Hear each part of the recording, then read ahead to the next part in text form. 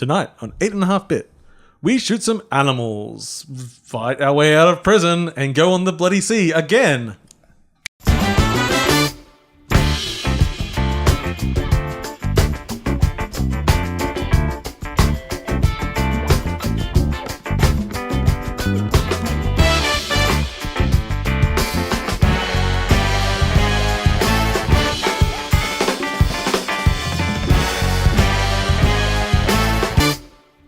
Welcome, friends of all designs, to episode 239 of 8.5-bit, which I'm sure will be the 17th episode we talk about Sea of Thieves. Probably I'm your host, Paul, and joining me today is my good friend James. Hello. And James. Hey. And James, how are you going? I'm going pretty well, Sorry, man. I was talking to James. Yeah. See, it's the same joke I did last week with Amy. It's very funny. Oh, see, I didn't actually watch last week's Of course you episode. didn't, because you have no passion for this project. Well, I'm here. And look at me with my attempt. Oh, yeah, so James is attempting to live audio the audio show to people on the Discord, which you can get to if you go to discord.8.5bit.com. It seems to be a fruitless, pointless endeavor, which we possibly could make better by using the line out from the actual audio device. But James's stupid phone doesn't have an audio jack because he subscribes to stupid phone makers. It's a dead technology. Yeah, Headphone jack. As we look at this piece of tech we bought, which has multiple jacks. It's lots and lots of jacks on it because it's made for people that give a shit. Yeah. As opposed to people that don't. Actually, you know, I just bought a new phone. Does it It does. Oh, nice. Because it's a good phone by a good company. That is actually a pretty good phone. It is actually a really good phone so far. It's if anyone cares, it's the OnePlus 5T. Which I've been enjoying immensely. Unfortunately, the front of it is all banged up. Oh, how so? Because the second day I had it, I was running across the street with the dogs, and it's a little bit taller than my little running arm sleeve thing, so I couldn't zip it up. Yeah, it popped out and landed in the middle of a freeway.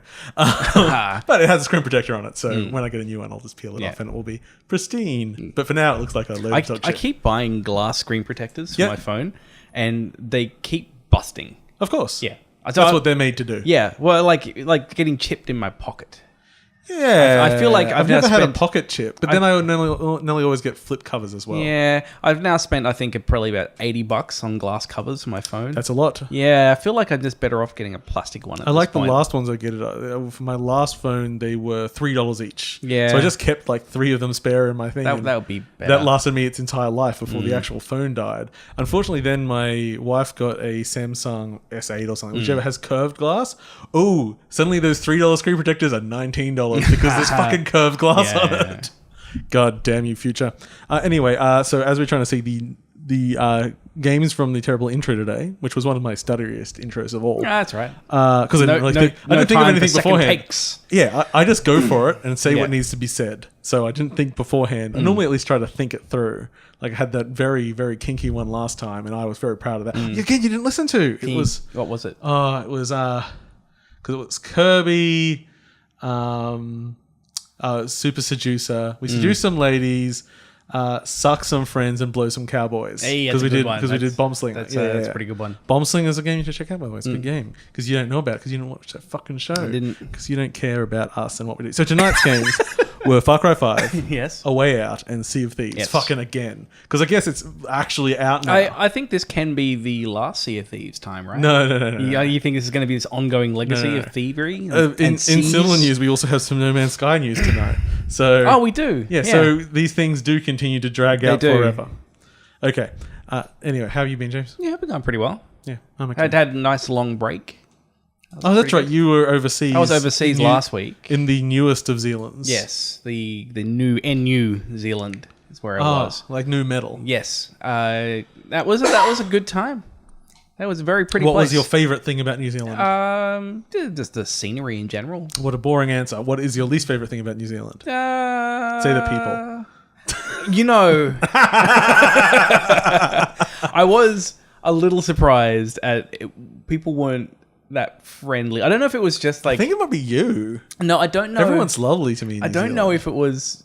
They were in really touristy towns. Like in Queenstown, I'm pretty sure all the locals just don't like the tourists because they destroy the culture of their city or town. I don't know. It's technically one it is.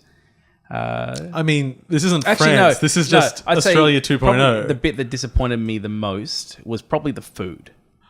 Because I think The classic New Zealand cuisine, like a chicken cooked in a hot spring. I had fish and chips, and they corrected me into fish and chops. Like, she actually repeated it back to me, like I'd said it wrong. That sounds like a gimmick. That sounds like that hot dog stand where they call you a fucking asshole. Could be. But it felt you went to the abusive fish and chop stand. It was a little condescending, but that's okay. But generally, the quality of the you're food, a little man. I didn't think was that great. Queenstown was nice. I think there was more competition there and was better. But I think the little towns along the way, the food was, it wasn't bad. It just was nothing spectacular. But the scenery was fantastic. Fuck you, ragging on New Zealand like that. It's a land of kings. I want to go up to North Admittedly, Island. I've only been to the North Island, so maybe the South Island is full of assholes. Oh, no, it wasn't that bad. I think Probably. it was... Assholes that can't cook, that's what I'm hearing. I did all the driving, because we road tripped. I did all the driving except for one night where I was drunk, and Cheryl drove us back. And I was Ironically, she was high. Yeah.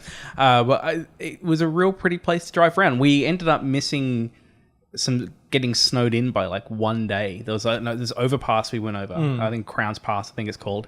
And then like a day or two after we were over it, it's like a big windy mountain road. Snow, all snowed out. So I was glad I didn't have to drive. What a on lucky that. boy. Yeah, but it was nice driving. I don't really like driving that much in general, but this was super chilled. The thing that's good about New Zealand is big empty roads on the whole, but also everything's really fucking close.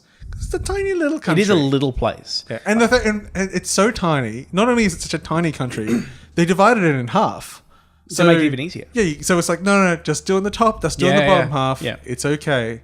Yeah. Avoid that pass. It's all very cold. Yes, it is. The lowest we got was 2 degrees. Oh, I thought you said very cold. That's still shorts weather. No, it was snow weather.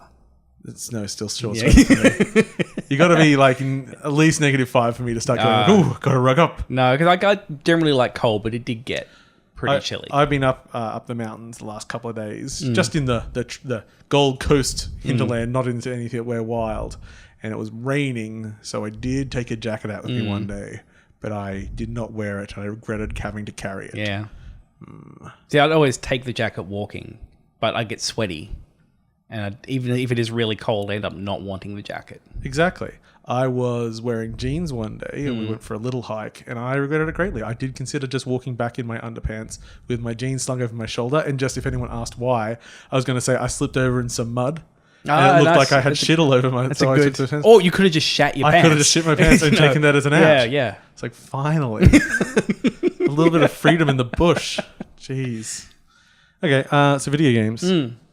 So I've got a long list of video games tonight. Yes. But I'm going to shoot through most of them really, really fast. Is that because we can spend so much time talking about Sea of Thieves? We're going to spend a little bit of time. Yeah. I feel like we actually cannot.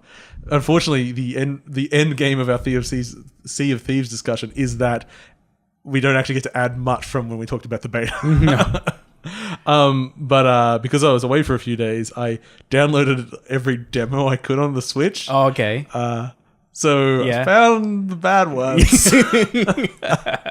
I bought a couple of games too.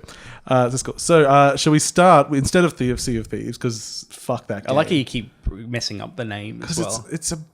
No, the name's fine. I can't rag on the name. Just everything else is terrible. Paul, I'm sure you can rag on the name. See, hashtag mixture of A Way Out and Farcry. But no, because fuck Sea of Thieves. We don't need to talk about that That also shit. could have been the hashtag. Fuck Sea of Thieves. I did consider it. I did think that. Thought maybe a little bit because I know we know a few people that don't hate the game. Yeah. And I think Look, spoiler, I don't hate it either. We'll get to it. Yeah, but I know there's something wrong with you. I think there's something wrong with them. But jeez. No, we'll get on to that. We'll get to it. We'll get on to that rubbish. Let's talk about some Far Cry 5. Yes. You've played quite a lot of Far Cry 5. I have played about 30 hours of Far Cry 5. That's a lot of Far Cry 5. I have finished the main campaign and I am now kind of bouncing between arcade, which I want to play with you, buddy, because arcade is going to be a joyous experience. You think you like getting your random demos on the Switch. You just wait till we have our random arcade fun. Random arcade but fun. You've got so many more things unlocked than me. That doesn't matter. You only care about one gun in that game anyway. It's going to be like when we're playing Dying Light and I've got a grappling hook and you just look at me sadly. Oh, I forgot about that. So, brief aside, Far Cry 5. Pity it's not Dying Light. That thing's really spoiled me for movement in video games. I would love to have seen the co-op make its way in more. Like they did this big push of like, it's all built around co-op, all the missions, everything you can do co-op, which is really true. You can do that, and they've done that. But I can't just drop into your game. I can't just like join when someone's playing. You have to like invite them in. And I can't confirm this. Actually, is that true? Because when my game started, it said, "Do you want to allow friends to drop into your game?" I did the exact same thing, and I said, "Yes, sure, allow friends to join in." I've had. I assume you said yes as well. Yeah. I saw you playing. I was like, cool, I'll jump in with Paul's game. Like, no, there's no option for it. Like, it seems to be if I want to join it, you have to just invite me. Maybe I was too... Oh, no, it wouldn't give me the message if I was too... I don't know. Like, it was just a bit... I don't know. The other thing I hear is that in co-op, and I can't confirm this because I have not done co-op yet, what I heard is that only one person gets mission progression. Yes. So you go in... I think you might get... I guess any loot you find, you keep.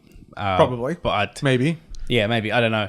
But yeah, you don't move the mission. Which seems also another, like, well, if you're making this thing about co-op, wouldn't you just build that why not just both finish it's like it's like a fundamental design thing that should have been there if that's what they're going to do. Yeah. Kind of like another game we'll talk about later. Yeah. So that's probably... Just gently rag on Sea of Thieves. Oh, yeah, man. I totally expect you going Fantastic. to. Yeah. So I'll start with the two disappointing things for me. So one was the co-op. I was expecting that to be more of a like Dying Light. Like I thought it would be more a staple of what the game's trying to be. The other thing I was a bit disappointed. Well, I was originally disappointed, then didn't give a shit about anymore. Was the story of the cult and the cult leader is pretty meh. Like the leader compared to like the antagonist compared to the previous bad guys. You mean the guy from Far Cry 2, the last game that I played in the series?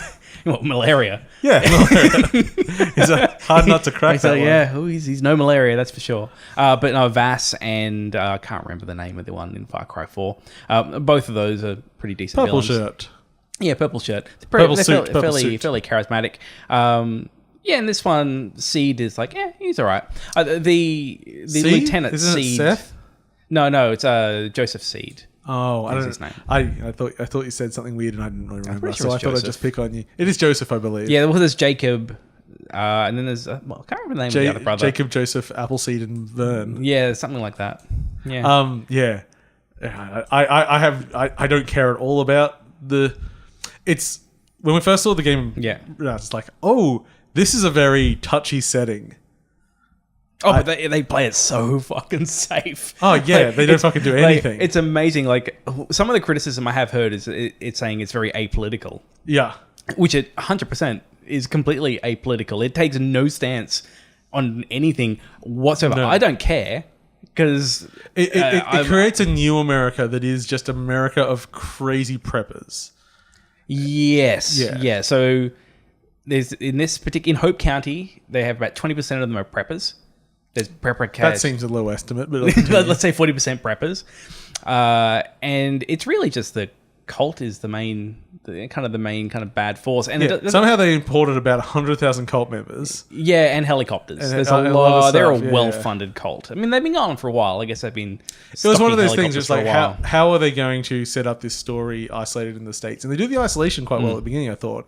But then it's just like immediately any semblance of any kind of reality that you could buy into, even as a fantasy reality, is immediately gone. It is a silly, silly game. Yeah, and this is something where I started playing it, and I'd say about the first 3 hours or so, I was just thinking I should go play Far Cry 4. Like I just wasn't really getting into it, and I think it's because when I went in, I liked the idea of the cult as a setting. I like the idea of America as a setting, like the unique, interesting settings to put a game like Far Cry.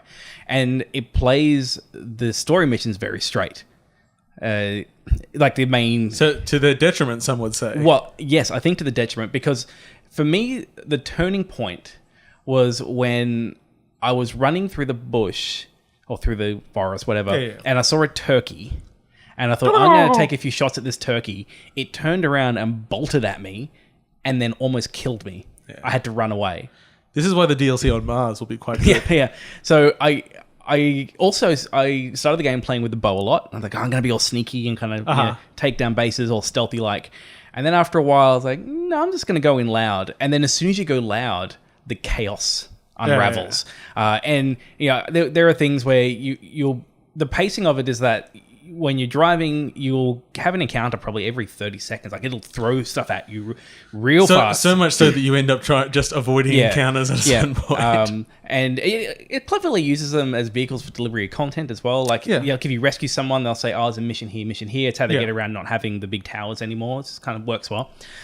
But I found, like, the chaos unraveled really well. Like, I get in a fight, a bear would come along, it'd start ripping into someone would throw a Molotov, things catch on fire, and then helicopters are coming in. I'd have things where, like, I'd be having a fight on a bridge, and I'd blow up a barrel, but a helicopter would come and lower itself down, and the helicopter would blow up, and, like, someone then, like, another, I don't know, some other car, like, civilians would come along, and they'll get out. Like, I felt like it... Like, there'd been a lot of, like, if I stop at the side of the road because I see someone's been taken hostage... I will probably have 5 minutes of content there because another one will come in and then a truck will come past and I'll stop there and I'll get there and go, like, well, I've got a rocket launcher now. I may as well wait for something to shoot it with. And I really notice that when that's not there, because once you clear an area, it quietens down. And once you finish the whole game, when you keep playing it, like, you've liberated all the areas. So it's all really quiet. And I really miss it. Like, I want there to be a new game plus in this game, because one of my favorite things to do is just drive around and have these kind of crazy things happen. But as soon as all the cult members are gone, or 80% of them are gone, it's like, I'm just driving around. What actually, like, okay, this is going to be a weird side because we're not anywhere near moving on from Far Cry 5 yet. But one of the bits of news, which would be great for them to turn into Far Cry 5 at this, is the next DLC for Assassin's Creed Origins. Have you seen what this is? Oh, there was a zombie one last time, wasn't there? No. There's another one. The control panel. They're giving you a huge set of parameters that you can tweak. Hey, that's cool. So you can do like a bunch of mutators basically on there that you can fuck around with the game. Far Cry needs that. Far Cry needs like, okay, I sort of finished the game. Let me just adjust the like, okay, I'm going to turn up the aggressiveness of this area. Yeah, and everything I want that. Lots of bears. I need like this to be bear country. Bear Town. Yeah. Why not? The game can certainly fucking support it the way it's built. Oh no, 100%. Actually, that would be great. Because like I guess really, arcade can kind of do that, but it's not the same thing. It's not the same thing, though. Like, from what I've liked, at least, like, in the main area, it's the chaos as I'm just moving through it from mission to mission. I really enjoy it. You know, when I'm in a big truck with machine guns mounted at the front, ramming through barricades, and, like, because in this mission, they give you a big truck. And it's got like machine guns, and reminded me a lot of Interstate 76. Like, yes, I've got like machine guns on my truck, and I'm fairly sure they deliberately spawned in a herd of deer as I was going down the road, because they let you kill a lot of animals in this game. They had the live event start this week, their first community event, and it's called Well Done. And the goal is to murder animals with fire without using Molotovs or flamethrowers. Oh, flamethrowers, my favorite. Yeah. thing. So, I found I could get incendiary ammo. So I've got my shotgun with flame bullets. So I'll be. You're allowed that, but not a fucking flamethrower. I actually felt a bit cheap. I thought I was going to have to get like more clever, but this worked, and I suddenly found it hard to find animals. Like I couldn't get them, and I was walking through a little town, and there was someone's dog. No. I did it. You know, I basically do not kill an animal in this game unless it's aggressive towards me. No, I kill. Like I'll see a bear and I'll like have my gun trained on it, and it'll just see me and it'll run away. I'm like, good day, friend. No, I murdered the dog. You are a terrible. But okay, I killed the dog. I felt bad about it, and then I immediately went back to pig killing, which is just a less cute dog in terms of intelligence. I felt like a hypocrite. It's true. You should become a vegetarian. Nah, just like me. Animals are too delicious. I just won't eat the cute ones. But they're all cute in the right context. What's not a cute animal? What's that? They're like a stonefish. They're not cute. Oh, I can make a cute stonefish. Put some googly eyes. Imagine a Pixar stonefish. Oh, okay, yeah, that's pretty cute. Yeah, it's really cute. So you do a brief little tutorial island in the middle, which I thought was pretty well done. I like it makes a little joke about when you climb the... Oh, see, I didn't care. I thought it was fine. It seems to, like, that kind of humor seems to send a lot of the community to an uproar of, like, this is so fucking lame. I'm like, Have you, whatever. like... It's a throwaway joke. Yeah. So yes, it makes a joke when you go up the tower in the first island, just saying like, I'm not going to make you climb towers everywhere. And the game is good. It doesn't make you climb towers everywhere. It naturally tries to give you information. Like James was saying before, you rescue someone, they give you a tip on where a prepper stash is. You want to do a race, you go and look at a billboard that has races posted on it. It's all pretty naturally in there. There are races? Oh, you Mr. 30 hours in. I'm 30 hours. I had no idea there were races in this game. Yeah. There's white people, black people, some Hispanic people. No, there are car races. Okay. Now that's what I'm doing when I'm getting home. Yeah. I'm amazed you missed it. Yeah. But that's the thing. It's because it's in a natural position. It doesn't just populate the map when you get to an area, which is good. And you can also just populate yourself when you go to areas. It says, hey, now you're at this farm, and that's good. But once you get off, what was the very first thing I did? Because it gives you the option to go to it's three areas, isn't it? Yeah, because there's sort of three sub-bosses, and then you'll... It takes a lot of cues from Wildlands, Ghost Recon Wildlands, in its structure. I still haven't played enough Wildlands to notice. Yeah. So the first thing, it shows where some of the companions are. So I just made a beeline for the dog. Yeah, and you need I have never had another companion. Yeah. Oh, you want the bear? Dog. I haven't gone to the bear world yet.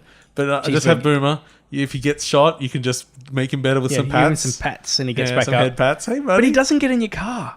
So you've got to make sure to get like a slow car. They need some Then he runs along the side. Oh, no. You don't want him too near the car, because you will run over that dog, and you will get out and give him the 90th pat. Come on, buddy. Up you get. Sure, I ran over you with a tractor, but you're a good dog. Oh, my pen. I think in the FAQ, one of the questions is Boomer a good boy? And the answer is yes, he is a good boy. He is a good boy. Boomer is a very good boy. I like Boomer. I think I've unlocked like the guy with the truck and a few other things. It's like, I can only have one companion at the moment, and so it's Boomer. Yeah, I got the two companions pretty quickly. I think after the third one, you can have two, and then you have two animal friends. You can have the cat. I will have the cat. What does the cat do? Oh, cougar. Yeah. Okay. What does a cougar do? I understand. Messes shit up. When you just said cat, I'm imagining house cat. No. It just comes up and just bats them. You get a cougar. Okay, that's it okay. will wreck shit up. But does the cougar and Boomer get along all right? They get on fine. Okay. There's actually some decent banter between the characters, I found. Like, because once you have two of them, like, if you get in a vehicle, and ones that can speak, they'll sit there and they'll sit there and have conversations. So it's kind of like a nice touch.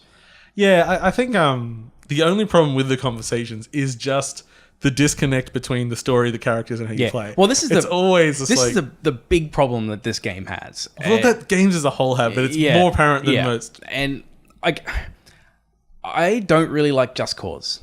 The tone of Just Cause is too far silly for me.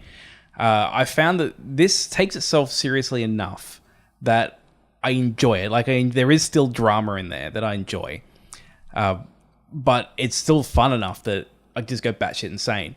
I think it does suffer from this weird identity crisis. Like the writers wanted it to be this it's this cult, and there's these evil people doing these evil things, and then the gameplay does not support that. It's not quite GTA 4 with its disconnect between narrative and how the game plays.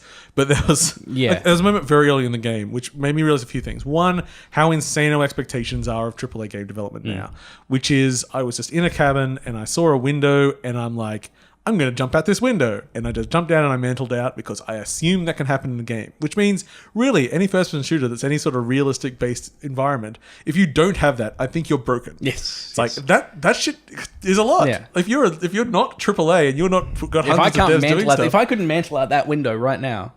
And that's my other point about how insane we are in video games. In what universe is me jumping out that window a very good idea, except in the direst of consequences? Why was I jumping out that window? Because the door was a few feet that direction, and it would have taken me longer. You'll take a little bit of falling damage, but that'll regen. Yeah, it's like we play games as people that are too lazy to take 2 steps to a door and instead jump out a window. You cannot write a story that supports both the way we play and a character that is anyway understandable as a human being. So it's sort of a losing battle. Yeah. But I've been having a bit of fun with Far Cry 5. Someone was posting a quite well-made video comparing it to Far Cry 2. Oh, yeah, I was checking that one out today. Yes, pointing out all the things that Far Cry 2 does that Far Cry 5 doesn't. On the whole, I didn't care about most of them. Some of them I was a bit Like there's no bullet penetration through materials. Like that is something that kind of I expect in a first-person shooter these days. I saw that one, and I actually wondered if that was more of a design call than anything else. I think. Well, I mean, they're all design calls when it comes down to it. I mean, I'm sure it's not a new idea for them. Oh yeah, like I'm sure they could have done it, and like they go, let's just have this penetration and be fine. But see, I would have liked the penetration in the game. Yeah, shoot through thing. But I would have liked them to not make enemies so goddamn easy to see in the game, where as soon as you've seen one, you get a permanent like outline silhouette of them through any materials, which is also why I think they might have not had penetration through that, because otherwise you could just stand on the other side of walls and shoot everyone because you know exactly where they are. I would have just I'd swap those two design decisions because the game is fucking easy. Oh, it is just you get up on a hill above a thing, you just hit binoculars, you just sweep across it, marks everybody, you permanently know where everyone is in that base from any angle. Yeah. It's okay, I don't mind a little bit of like marking but man, it takes it overboard in this game. Like this game is so about power fantasy. Like it's and that's probably one of the reasons I like it so much, because I like my power fantasy games so much. I would have liked maybe a little bit more challenge. I think that the taking down the outposts, that's where if you want to take them down without being caught, there's a fair bit of challenge there, and like you can, because there's a bonus if you do take them out without being seen, you get like extra resources for doing it. Cool. And once you've cleared out an area, like when you look at those outposts, there are so many different ways of getting around. There's drains everywhere, and like I think there's an option once you finish it to just go reset all the outposts if you want to do it again. What I like the default option of Far Cry 2. Where they just reset anyway. Yeah, you know when you turn your back for 30 seconds. It's like, why the fuck did I bother? Yeah.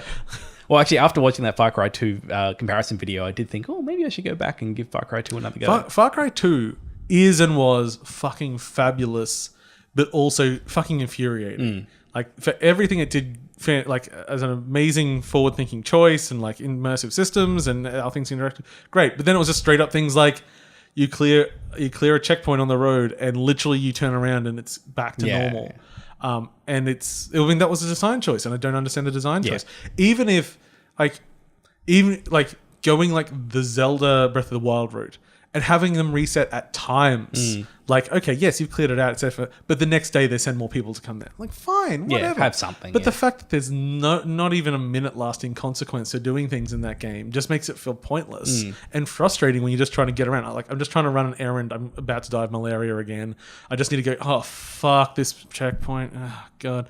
How can I run the car through here? Okay, great. There we go.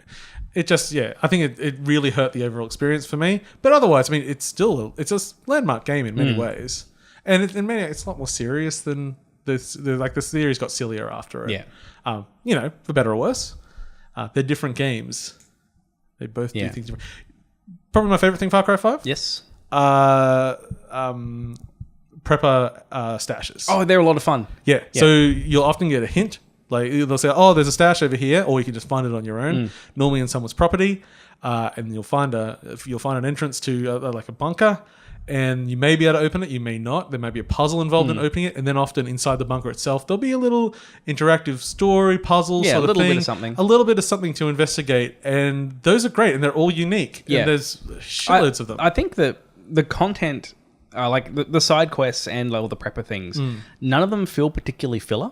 Yeah. Like, if I go to a side quest, it's like, it feels like it's probably better than like any of the mainline stuff. Yeah. Like, I think because it's not as tied to the baggage of the story. It can be its own little. In some ways, it can be quite personal as well. So here's actually, I'm not even. This isn't really a spoiler because it's so whatever that you couldn't match anything in the game really. I found a farmhouse. Yeah. And I found the stash right away. I went down and got stuff from that. Got a couple of upgrade points and stuff. That was cool. Yeah. Oh, well, let's go check out the farmhouse because I actually I needed a key from the house to get into the bunker, but I had a lockpicking skill, so I didn't need the key. Like, but let's go check out the house anyway. And at the front of the house was a cultist truck, and then you follow. Like, okay, there's some people dead here and a trail of blood, and then you can see and they killed a cultist here, and then they went, and then at the end there's a woman with a shotgun and a cult, they've kicked in the door and they'd shot each other and bled out. And so there's a whole story there of this family, how it went down in their last moments, and that's actually I'm not crying over it, but it's kind of impactful content. I can say, okay, this is a story that's played out here. It's very good environmental storytelling. So I do that, and then I go, oh.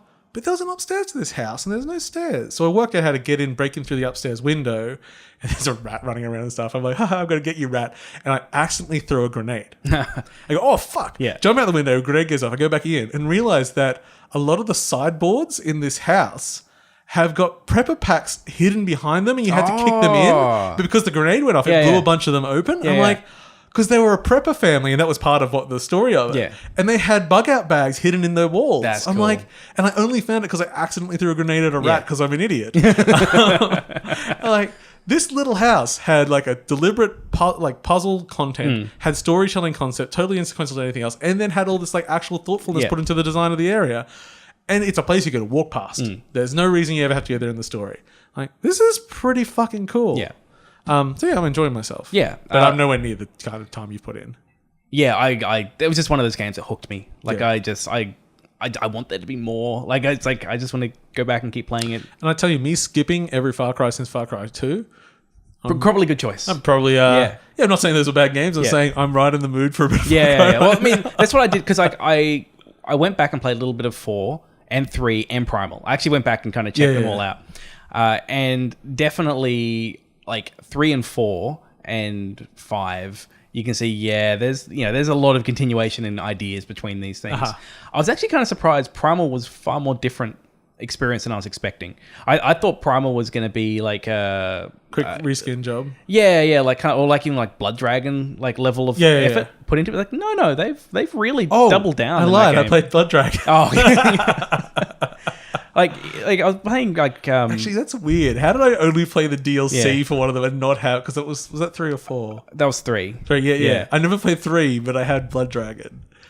I don't know if it was standalone. It was standalone, because it was on my Uplay account and there's no Far Cry 3 there. Also, we should talk about the arcade. I haven't done a lot of messing with the arcade yet, but as a service for delivering custom-made content, it's done much better than the co-op stuff we were talking about earlier in terms of like a service. It works really well. So you jump into the arcade stuff and it has lots of discovery tools for finding things. So you can either go, say you just want to do like straight up PvP, like you just want to do like deathmatch or team deathmatch or whatever. You jump into the multiplayer stuff, into that, and it will go, all right, let's just get like 15 maps. And then 3 people, I think it's 3, will get to like pick. All right, these are the ones I want, then you vote. So it'll constantly give you new stuff. And so like one of them was like a Blade Runner map where someone had on top of like a building built like these kind of like it's big, like a rainy day, just think Blade Runner. With like this kind of good area in the middle where there was like, you could get in from the roof, but if you got in, you could like get kind of ammo and well defend it. And it's cool, like this cool little like, someone's been thoughtful about the design for this level. And you play another one and it's called Test_2.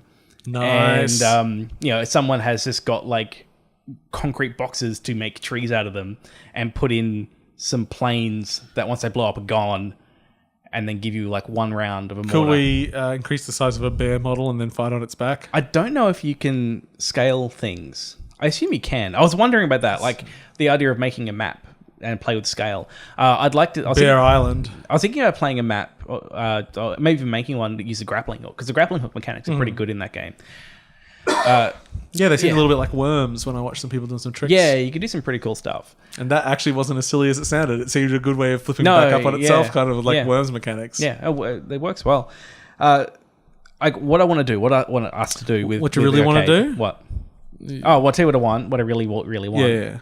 I want us to play some arcade levels, but we can only play everyone once. Yeah. So that we can do co-op stuff. So that you don't have to play against other people. And I have seen some amazing stuff, and I have seen some absolute dog shit, and it's really fun just going random. Okay, let's rando it up.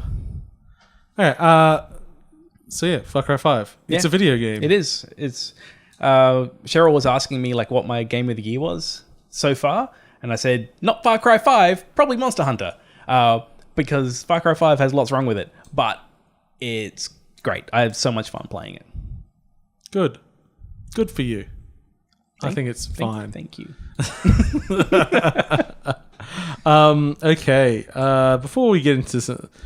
See if anyone's joined our Discord If channel. you're Oh, stupid. someone's in there. Some idiot's trying to listen to don't James's know. terrible version. Told me I couldn't talk. Coming through all right, though. Hey. You're just lying on a table. You're just Yeah. lying on a table, people that Yeah. are listening to this live. Thanks. We might try to Sam. improve it another day if Sam's James having can a get listen. a headphone jack, which he can't. No, I've got a dongle. I can know. get a little dongle thing. I know. Yeah. They lose them at school all the time. So you have a lot of them? Oh, I just hunt down the people because there's only a few of them. You just find them hanging out of a wall. It's like, did you lose this? No, I've got. Oh yeah, I did. There we go. Okay, let's do some news instead of doing another deep dive. Okay, remember how the System Shock remake had been put on hold? Mm-hmm. It's coming back. Yay! Its development is now projected for 2019, I think, or maybe even 2020. It's a long time to fix it up. It's a bit off. Yeah, I just want them to keep it like they kind of like HD remake strategy they were going for last time. I think it's getting a little bit back on track to that. Cool. No Man's Sky is coming to Xbox One shortly. It will be coming with the new big content patch, which is apparently the biggest content patch they've done so far, which, considering how big some of those patches have been, it leads to imply there's a lot of content there. I went and loaded up No Man's Sky again just a few days ago. I thought, let's see, what's changed since I last played it at launch. I'm like, they've done a lot. They've done a lot to like increase the quality of that game, like what you can do. I don't know what the possibilities of actually getting any sort of meaningful co-op of some sort, or just persistent multiplayer happening in that game. I always felt that they needed to do No Man's Sky 2 with that built in from the beginning. If they could get it in, great. But man, if they had the game in its current state and then built it around multiplayer, then it would be. It's still not the game that people imagined it would be, because people's expectations were basically it was the game to end all games. It was the Star Citizen of games. Yeah. I was describing what were you doing? I think it was. I can't remember if I was on an actual boat sometime recently. We were just playing Sea of Thieves. I can't remember. I was describing sharks as the dolphins of the sea. Anyway, I mean, No Man's Sky is a actual good game now. Yeah, I'd say. yeah. And so after playing that and hearing about the expansion, I thought, all right, I'm going to play the expansion when it comes out. Yeah. I think it's probably going to have enough to be a pretty solid experience. Yeah, hopefully. Yeah, I might even touch back and see what it's like. Maybe there's some co-op, actually legit co-op. Because I mean, great. I played it like for a couple of days after it came out because I just borrowed your copy. So it's been a lot of changes since I touched it. So it'll be interesting to see the difference. Speaking of space, Red Faction Guerrilla is coming back with the worst subtitle of all time. What is it? Because it is remastered. I get it. So that's coming to Xbox One. Is that and worse PS4. than the Definitive Edition? Yes. I mean, I quite enjoy both of them. Actually, I wish there were more puns. That game. I don't know if it'll hold up with its ostrich hammer. I feel it will. It might be a bit barren. We'll see. I feel like. I feel like the quality of life things we might be lacking in it, but I feel like hitting things with that ostrich hammer will still be amazing. But I can still just do that because I still have the game. Yeah, I was just trying to think of another game that has had that level of destruction. I can't really think of anything in recent years. Well, I mean, lots of things have had destruction, but not with a focus of gameplay. Yeah. Because Red Faction was literally, you can dismantle a building with a hammer, and you knock down enough supports and it will crumble around you. On like, was it PS2 or PS3? I think it was PS3. I think it was PS3 because I played it on Xbox One. Xbox 360. Yeah, previous gen hardware anyway. It was super impressive. Yeah, and the hammer looked like an ostrich. It did, and then they added the ostrich as a secret gag, but it was good. Yeah. Speaking of things coming to Xbox One, Hellblade: Senua's Sacrifice is coming to Xbox One. Cool. We'll have some nice little improvements for the Xbox One X version, I believe. Spider-Man, which I've called Mr. Spider in the notes, will be available on September 7. Sky is Spiders. So at the moment, Spider-Man is Game Informer's game month of content thing. And now that we're seeing more of it, it seems to be the open world thing we want it to be. Yeah. Get some of that Spider-Man 2 action It's the going. Spider-Man 2. Donkey Kong Country Tropical Freeze has a couple of interesting points. One, the Switch version is half the size of the Wii U version. I don't know where they save that. Textures, I guess. Somewhere, yeah. assume. Also, partly, I suppose, because of the same reason, the load times are much, much faster than the Wii U version. Well, You'd hope probably. so. But I kind of like Nintendo's focus. Like, you get like a re-release of a game from something else, and it goes from like, oh, it was a 4 gig game, but now it's a 22 gig game, and like we got to use every bit of space and everything. Yeah. And Nintendo's like, well, we could use a cheaper cartridge, and it'll be better on people's downloads if we just compress and get everything down as much as possible. It's like, I kind of appreciate that. They're really getting some good bang for their buck out of the Wii U generation, aren't they? Like, I assume we have not seen the last of things ported up from Wii U. I think given like the performance of the Wii U, it's kind of refreshing. It's kind of nice to actually to see that there's all those real like high quality games that are getting another chance. They can sell me a second time. Paul will buy again. There's few other people that are buying them 2 times, so it's fine for everybody else. It's like when we were talking about Tropical Freeze last week. Amy couldn't wait for it. I'm like, you can borrow it here. Yeah, like, here you go. I don't want it on this stupid old console. I want it on this sexy new console. Yeah, like the gamepad's still good to use. Like I want it on this cheap tablet with some wireless controllers. I love you, Switch. I love you and your stupid brilliance. It somehow works, doesn't it? Yeah, it really. Well, I mean, I probably spend more time gaming on the Switch than anything else right now. But that's me as well. Chrono Trigger had a terrible PC release recently. Don't know if you saw this. It was like a little sneaky one, wasn't it? Oh, they let it out, and it was a port of the Android of the phone version. Oh, with their stupid scaling. Stupid scaling, ugly smoothing graphics. So they're going to add an option to put the old graphics back in. So the least they can do. Well, that's nice of them. Yeah. Were they actually like genuinely a bit surprised? Like, that people were upset by the shitty graphics. It's like they thought they were doing everyone a favor and like, oh, look, we just got this stealth release. Look, I remember when I was like 12. Yeah. I thought Super Eagle scaling on fucking Snesticle or shit. Oh, no, it was Nesticle. What was SNES 9X and everything? I thought Super Eagle was like, oh my God, it makes it look like a cartoon. This is amazing. And I was wrong. No, now you want to turn that shit off. It's like, please be gone. Yeah. I mean, I you know what? I actually can do like scan lines. Yeah. Like sometimes I think that softens the image a little bit. I can understand why people do that, or even other TV emulators on there. Yeah, like I don't mind it when they try to get it back to the actual render that we got on TVs. Yeah. Like it's because harsh pixels isn't actually what we saw on TVs. No. But it wasn't Super Eagle either. We got Cal. He found the live broadcast as well. Oh, good. Yeah, we got 2 people that are in there.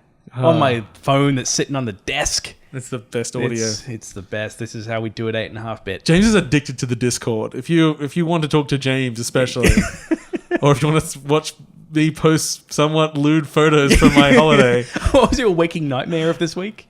The waking nightmare was a snake that is devouring you whole, but it starts from the penis. So so as it stretches open to get like the rest of you in almost one so you gulp, see it coming. Oh, it's just getting like it has to just like wiggle its mouth up just it's a little millimeter. It could take a very, very long time. So it's broken my back as well? Like, has it folded me backwards? No, it hasn't folded you. It's getting to the entire size of you standing. Oh. Yeah. This is terrifying. Yeah. And this is Paul's waking nightmare. I was saying, there was a suggestion I should do a waking nightmare each episode, but based on a game. I was trying to think about. Think of something for next time. I did think about. It's not to do with a game, but I did think about. Do you ever worry that your limbs are just going to fall off suddenly? I tried to think of like an analogy that it could work for, and I thought just about like a paddle pop stick that's too hot, so it falls off its stick. My limbs are pretty firmly attached. But you don't ever worry about that. Not that. I'm trying to think of what irrational things But just think of the paddle pop just falling off its stick just because it's a bit too warm. That's how I don't really have any... I'm trying to think. I'll let you know if I think of anything. Any waking nightmares? Any waking nightmares, yeah. Oh, I'll give you a few. Okay. Other news. Spy Party is coming to early access next week. I only mentioned because James was talking about Spy Party just last week. Yeah. Which last time I saw it was about when I was looking at Defiant. Yeah. So that was probably like 4 years ago. Yes. And you were asking how long has it been in development. I'm like, I think 10 years. And then we looked it up and it was 9 years. So I had overestimated by 1. The visuals in that game are looking real good. Yeah, it was looking. The visuals great for like 5-6 years ago. Yeah. I mean, like it's not ugly, but no, but like the art style looks really nice. So Spy Party is a 2-player game where one person is a spy trying to, like a sniper trying to shoot a spy at a party, and the other person is trying to get a goal, but pretending to be one of the guests at a party. Yeah. It has been in development forever. It's like a reverse Turing test. You're trying to pretend to be AI. Yeah. Yes. I already mentioned Assassin's Creed. A very short. Fortnite must be getting bloody popular. Oh, the kids are loving it. So- Okay, as a man who works at a school, have you seen any change in student behavior because of Fortnite on mobile? Oh no, they were stupid before it. Oh, okay. Yeah. But are kids playing it in the schoolyard? Are they Probably playing it in class? I try not to interact with children. Yeah, no, that's fair. That's fair. Yeah. My litmus test for its popularity was that someone tried to hack into my Epic Games account. I get that every couple of days. Really? Yeah. Like my account is like constantly have 2-hour locks on it. See, the funny thing is, I've never played Fortnite, so it wasn't even through that. They're trying to get to my free copy of Shadow Complex. Oh, they're after a ball. They're gonna get it. Oh, he downloaded Unreal Tournament beta sometime. Oh, they're gonna get all the good stuff. They can go play Paragon. No, they can't. Paragon's dead. I know. Actually, speaking of Paragon, we never mentioned gave all here the 'cause it's not assets right. away. Yeah, all for free. Yeah, the millions of dollars worth of assets Yeah. that they developed for Paragon are just for free now. Yeah, I don't know what anyone's going to do with any of them. Yeah, but hey, I bet a lot of like the environmental stuff you could repurpose. oh pretty yeah, well. yeah, I mean, characters, no. yeah. But no, you're right about that environmental stuff. I'll have to remember that. Welcome to James's Unreal Jungle. You know what they should do? They should get it all and just put it into Far Cry 5. Yay! Free, you say, Epic? Just grab all that. I mean, it's technically because I assume there's a non-commercial use for it, but they're not selling it. No, we're just going packaging it in. It's getting in. Put it in the Steam Workshop. Yeah. Suddenly, you got like Dota hats that are just like an old character from Paragon's head. There we go. Everything's coming out. Millhouse. A very small one. The Switch isn't USB 3. Isn't USB C compliant. What? But that's got a USB-C port on it. Yeah, it overdraws current. They made up their own shit. That's why shit like the latest firmware. If you use a third-party dock, it can brick your fucking Switch.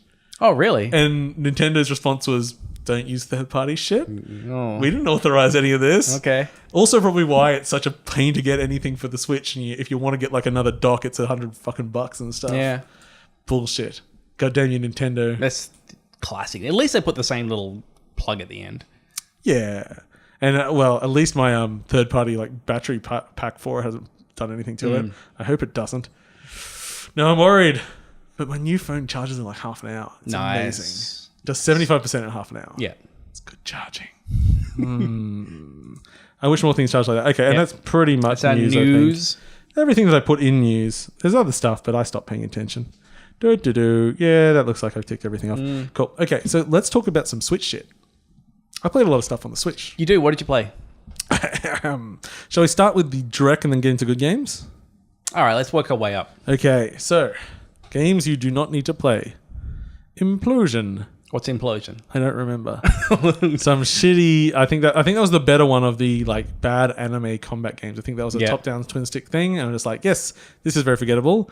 Then there was a side-scrolling anime fighting game, like side-scrolling beat 'em up thing. Aeterno Blade. That's with an A, an AE. Aeterno Blade. That's terrible. Deep Ones, which was actually a game I was looking forward to. It has sort of a whole like TurboGrafx aesthetic. You're a deep sea diver under the ground. I thought it'd be a bit Lovecraftian. Maybe it can get there, but at the moment I'm just like dodging sea snails and shit like that. It's a very basic platformer. I think they said, okay, we're going to make it TurboGrafx-y, and we'll make it play TurboGrafx-y. But I think they thought playing TurboGrafx-y meant play badly. The jumping is shit, and considering the only thing you do is jump, it's boring and frustrating to play. Didn't you play one with boobies? Are we going to get to we're getting to the starting with the Drek. Okay. 10-second run returns. Yep. It seems like a very boring N++ style game, but not anywhere near as good. Chroma Gun. We're actually into the stuff that's starting to get good now. What's that one? Chroma Gun. It's a Portal style first person game. It seemed fine. Okay. See, this is the good because I don't have any thoughts about the stuff further, so it's great. But now we'll get into some stuff that I actually have thoughts of. I was playing some Serial Cleaner, which I actually bought because it was in the sale. because there was a pretty good Switch sale recently. I think there's still a bunch of it still on. Serial Cleaner is the stealth game where you are cleaning up a murder site. Oh, okay. So you got to get... So it's very stealthy. It's very following the paths around. Got to clean the body, got to get the evidence, get it back to your car, and get caught, that sort of thing. With a cool sort of... pastel art aesthetic to the whole thing. So you dodging cops and things like that? Yeah, cops primarily. It's been on everything else. It's like a lot of these aren't Switch exclusive games, but I like shit on the Switch. You do like stuff on your Switch. But I quickly forgot that game to play some others. One of the demos I played, which James mentioned before, is a booby game. Metropolis Lux Obscura, which actually came out fully today. I think it's like $12. This is a match 3 game. With boobies. No, I got excited by it. So the match 3 is simply they're fights. Yeah. So you can basically the main mechanics are, so you're a criminal, you're part of the criminal underworld, and you're fighting someone. So there's lots of like matching boots or matching fists to hit the other person, matching health to get health back, matching like your angry face to get rage, which is like gives you a multiplier. So if you build them up earlier in the match, then each hit counts for like a multiplied. But also then there's cop symbols, and if you get them down, like the cops attack you, so there's a detriment. So as the game, especially at the beginning, because there's no way of clearing things, the board starts pretty easy, but by the end you've got a lot of cops everywhere, and so you're actually like, oh shit, if I match anywhere wrong, I'll start getting hurt by the cops as well. Is this a Switch exclusive? No. Okay. So I saw it on PS4 just today. Okay. But so that it's an okay match 3. I'm not saying it's revolutionary, and it's turn based, so you're not doing it by time there. The one of the fights I had to do a couple of times because it was a bit. I either just sucked or it's a bit harder than I thought. Or it could just be random. Like it could be random. Yeah. I just played a lot of Puzzle Quest, and I remember a lot of that would come down to the board. Yeah, it can be. So yeah, it's an interesting match 3, but the whole game is also a visual novel. Done in, I don't know exactly the style I'd put it to. It's quite well drawn, but they're going for a Sin City style thing, including all the language, the violence, and the nudity. So this is a Switch game with lots of panty shots, lots of full exposed breasts, lots of people crawling all over, asking them to fuck them. Not what you expect on a Nintendo console. No. I took a bunch of extra screenshots to show you guys. I was like, this is not what I expect on the Switch console. Even on the PlayStation Store, I mean, because it's not like... Most of these things, while they might be sexualized characters and stuff, like I'd have your pantsuit games and stuff, you very rarely just have full-on tits being thrust in a character's face. I'm just like... Especially this was just a demo that anyone could download. I'm like... See if there's any... It's probably not big enough for anyone to have kickback from. I mean, I'm not offended. It suits the aesthetic fine. It's this exploitation crap. I'm not going to say it's great writing, but for what they're trying to do, they're succeeding at what they're trying to do. I mean, I like matching games. I should just check out the demo. Yeah, have a go of it. It gives you like 3 or 4 fights. Touchscreen support, so you can... Yes. I'm sure I was playing it touchscreen. Yeah. Which is good. So that was Lux Obscura. Oh no, Metropolis Lux Obscura. And that is, I know, at least on Switch and Sony, so I'm going to assume it's on everything. So we'll see. So then I've been playing The Count Lucanor. Okay. That's been out for a little while on the Switch.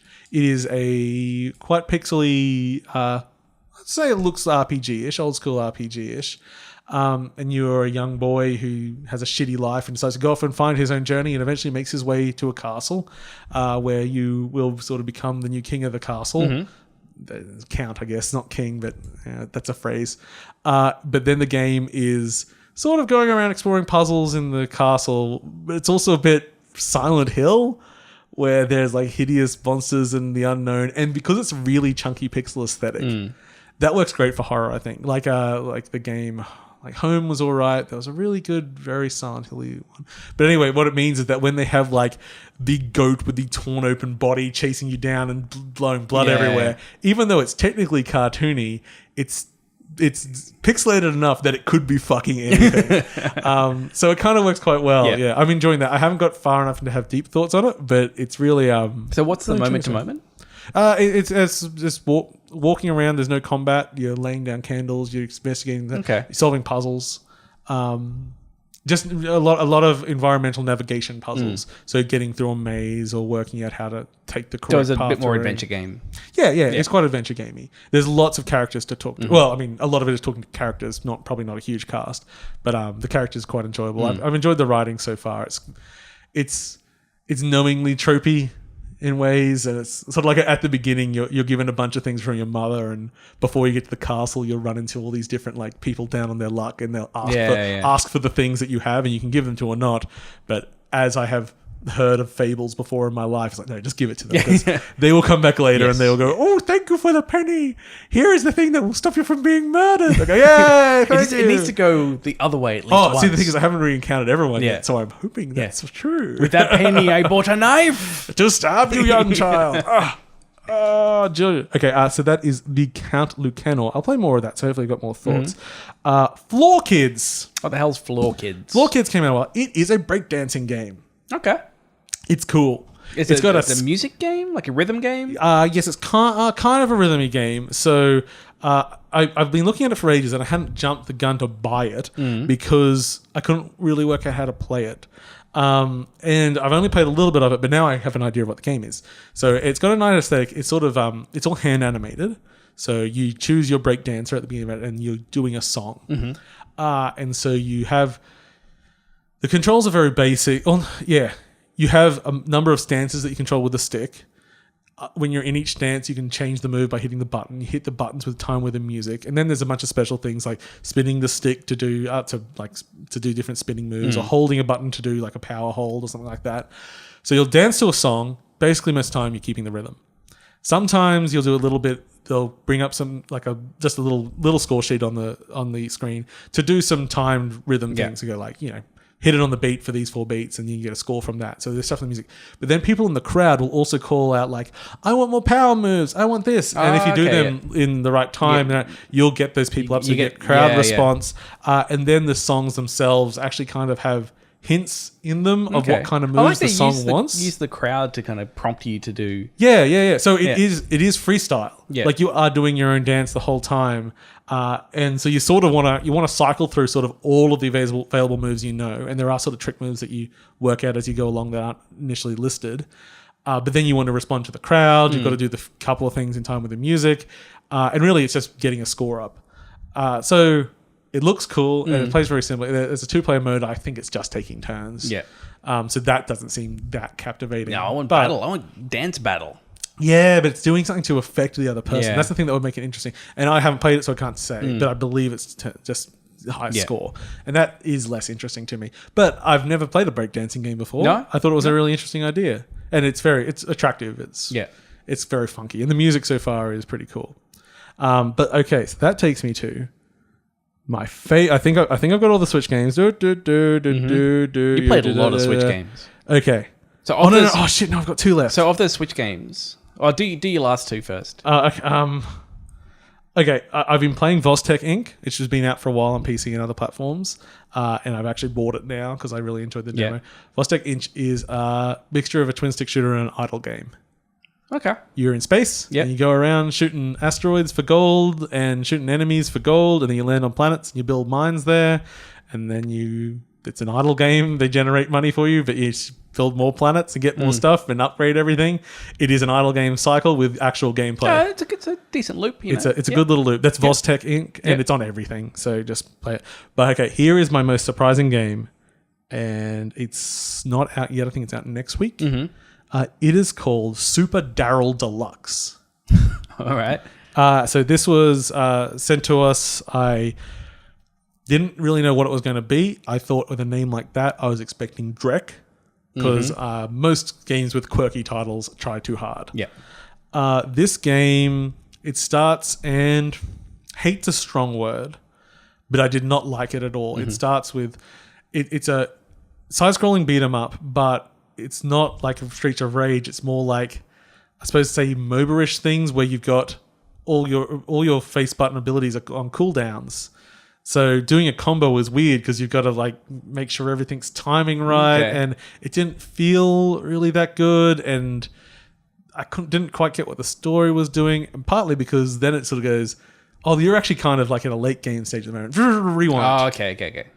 and takes you back to, this is a world where two people in high school solved world peace like 10 years ago. And now you're going to that high school. And you are Daryl, and you are a complete mute.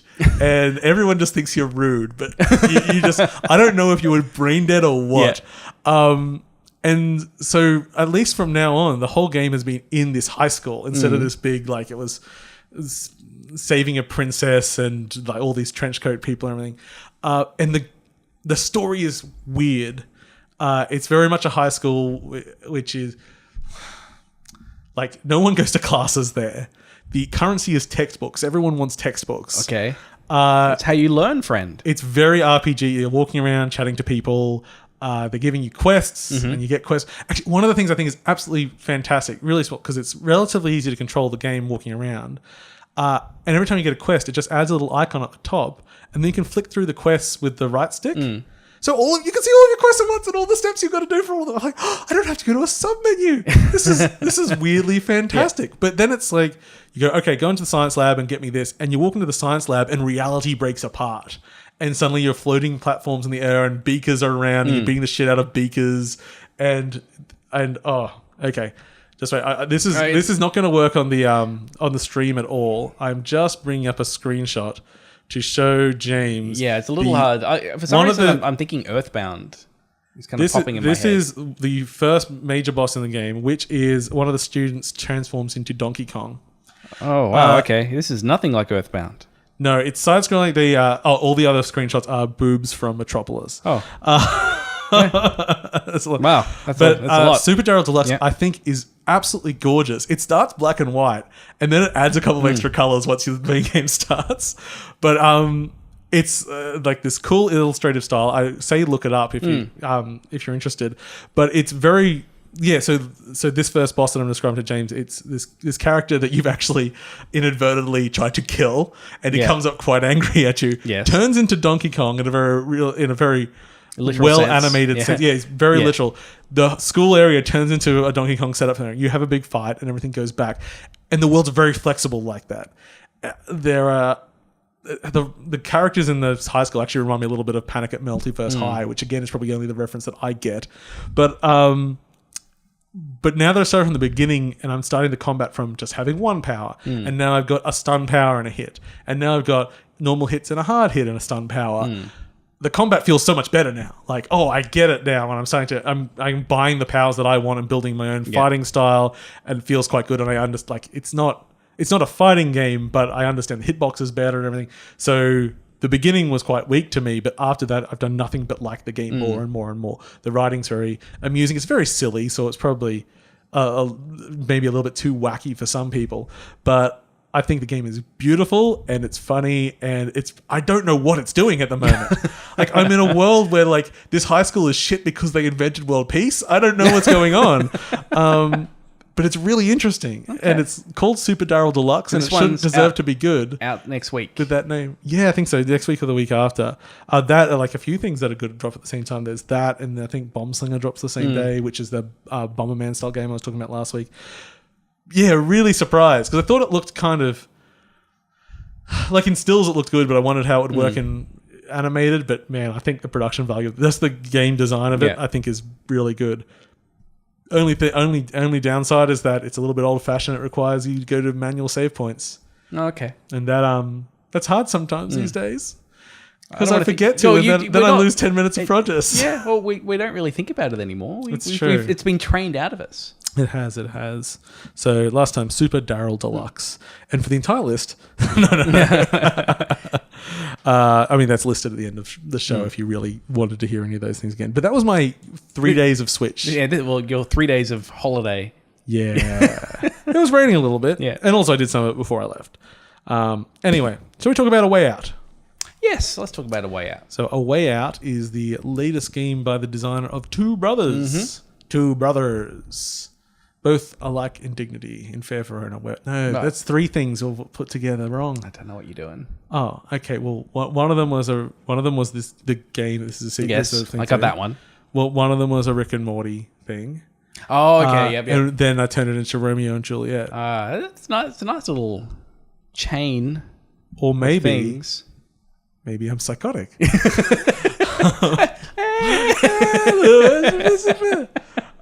So Two Brothers, Way Out, is the super cinematic co-op only game where you are two men in prison. You got to see my butt. I did get And you got to see a little bit of cock. Just a tiny bit a of smidge. And believe us, we tried. So we're playing couch co-op together. We played about halfway through the game from my estimates. You start in prison, you do a prison break, then you're out on the road for a little while. James, how did you find A Way Out? So the prison stuff ended up being less of the game than I was expecting. Like I kind of thought this thing was going to be mainly let's get out of like a prison break. And that would be it. Like that was sort of the main thing. It was just a bit of Prison Break and then on Prison Break Season 2. Yeah, no, we're well and truly in Prison Break Season 2 at the moment. So far, the story itself has been like it hasn't like. I picked up this novel for 50 cents while I was at a gas station. Yeah, like it's for like when your game is going to be about storytelling and be very cinematic. You kind of want to have a solid story and cinematic presence. See, I like Two Brothers was good. Yeah. But Two Brothers also wasn't trying to be in any way real with real characters. It was broad strokes. And it wasn't trying to be like this 70s crime thriller. I think the truth comes down to they told him he was a great writer and he believed them. Maybe. And maybe he's not. Yeah. Like many of us. Yes, I mean, I'm not a good writer. It's true. I don't pretend. No. Yes. So I think it's hard to recommend because the story part is like I'm not going to say it's bad. I'm not going to say like it's incredibly tropey. And it doesn't give anyone any interesting characterizations. Yeah. There's no one in the story that you latch on to go and you're like, he's good. Oh, I remember from Two Brothers. It's like you had like the older protective brother and the brat, and there were two very distinct personalities. Mm-hmm. I have a hard time telling our two characters apart. Oh no, that's easy. Well, apparently you're a wild card because they keep telling us I'm a wild card. Like, I'm quick to anger. Okay, you're boring. Yeah, I'm pretty sure we figured out what the twist is going to be in that game. Yeah, I'm pretty sure we got that down pat. I don't know if it's supposed to be a twist, but let's not say it. Yeah, we won't say it anyway, but I'm pretty sure we know it's going to go down. Where it has impressed me is some of the co-op experiences. Well, I think the overall thing that's impressive is that this is a small co-op only game with insanely high AAA level production value, where they create environments and animations and characters that exist momentarily. Like the budget is off the chart. Unfortunately, to go to a story that's not fantastic, but it lives by what it's constantly co-op. Both characters are pretty much always under the player's control, with some exceptions. Sometimes when someone's trapped in a cutscene, the other person's still walking around, which is fun. It'll kind of weight the screen. So if you're a dominant, then I might have a third of the screen and you'll have 2/3. Yeah, and sometimes it can go to only one character as well. It'll zoom in on a character and then the camera will freely move to the other and stuff. So the actual presentation, the way this is done, and technically, this game is doing so much we've never seen before. It's really, really cool.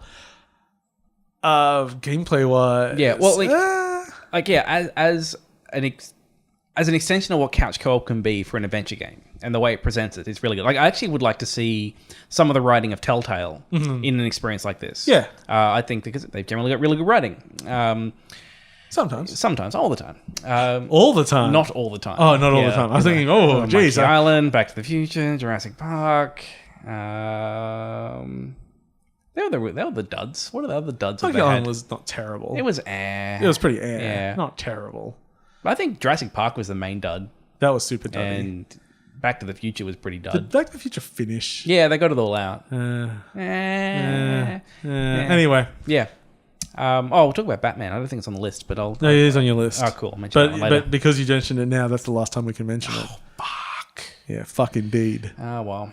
So, So, A Way Out, a lot of it works really well. Like, the actual gameplay wise, it functionally, everything works the way it should do. And there's cool things that the times that we were doing kind of complex things that you couldn't really do in another game, we did naturally without prompting. Yeah. Like, the actual like things like passing each other things. Like one of the nice little interactions I like is when like you have to hold a button and then I have to hold a button. Yeah. And it's like, I both know that, I hold it, put my hand out, you hold it, you put your hand out. And weirdly, the only problem we ended up having with that mechanic is because it was so much like, I know this is what we do. I often found that I'd push the button before the prompt came up. Yeah. And so the prompt would come up, but I had to release it and hold it again. So sometimes James was waiting for me and I thought I was waiting for him. Yeah. But really, I just preempted what the game wanted by so much. Even like the fight scenes, because they've just got a standard, like, this is always your strike, this is always your block. I didn't have to wait for the prompts. I could just like be already pushing the button and it didn't penalize me for it. It just said, okay, you already know. Yeah. Like, you could play the game, like, once you were used to the system, you could turn most of the prompts off in this game and it would still work, which is cool.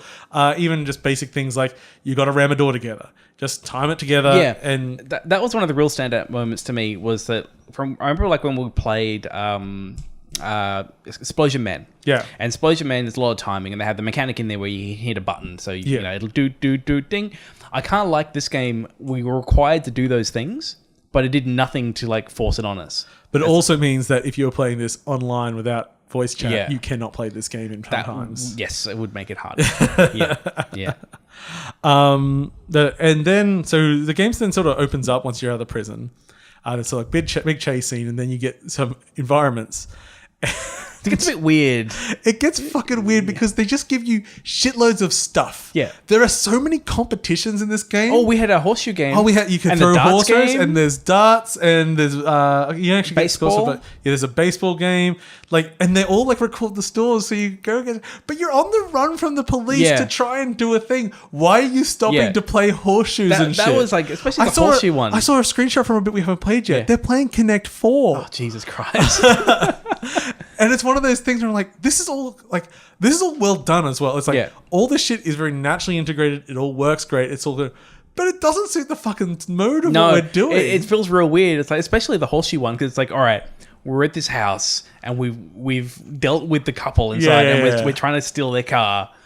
Like, let's go play some horseshoes. It's like, no, I'm pretty sure this isn't how this is going down. No, it's again, it's like we were saying with Far Cry 5. There's a weird disconnect between how you're playing in those zones and what the story is. Probably, I think both of our favorite gameplay-wise session was near the end of a chase. You get in a boat and there's like the oddly reversed escape. Like action scene where we're very slowly getting away from the police in our boat on a gentle stream, and by the end it's all rapids. But two people boating, and you can basically you've got stroking with your oar and changing sides with your oar. So you've got to communicate and then make split-second decisions, getting through white water. We got through without hitting a single thing, and we were like, "Fuck yeah, we're the best rowers." We could go for a whole rowing game. Well, no, playing that, like, there's a game there. Yeah, like that, like a co-op rowing game, 100%. Yeah, there is a game. I really enjoyed that part, and we got through not a single scratch. Hey, you know what would be good if they had like little dinghy boats in Sea of Thieves and there was co-op rowing?